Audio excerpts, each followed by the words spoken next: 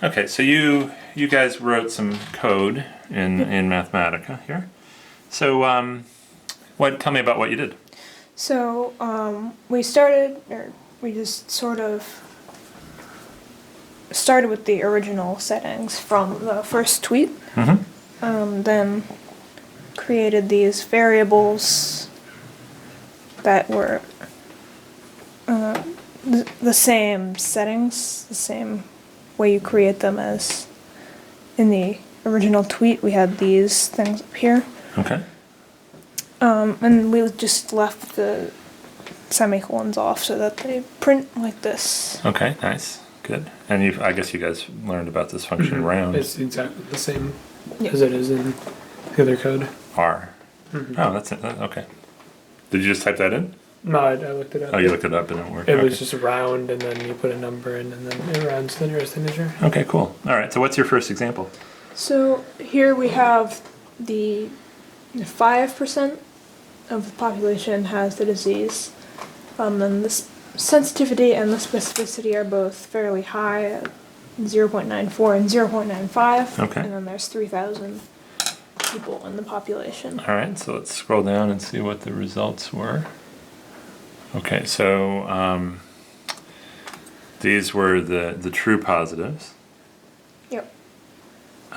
These are the false negatives. Yep. And those are the false. These are the true negatives. True negatives. Okay. Oh, so interesting. So in this case, what was true? It was about a 50% chance again of the test getting it right. Okay, If fantastic. you're positive. All right, so with 5% of the population having it, and the sensitivity and specificity being 94% and 95%, what we found is, or what? Not what we found. What you found was basically half the people. Half the people who test positive don't have it. Okay, so let's go down to your second example. All right, why don't you tell me what this one is? All right, so this is a lower percentage of the people who have it. Only 1%. Or 10%. It's higher. Okay. But we have a much lower sensitivity, a little bit higher specificity.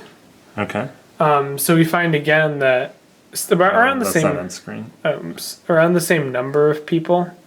All right, so it's 285, and last time we had 284. Okay, Yeah, great. So Yeah. around the same number of people are testing positive, but we have a lot more true positives than false positives than we had up there. We only have the false positives are like a quarter of the true positives. Okay, so that's actually fascinating. So what do we learn from this? Well, I guess if from the numbers being the same, we can see that there's a massive drop in sensitivity, but specificity was raised only 3%, and that basically canceled out the drop in sensitivity. Yeah, wild. Okay, so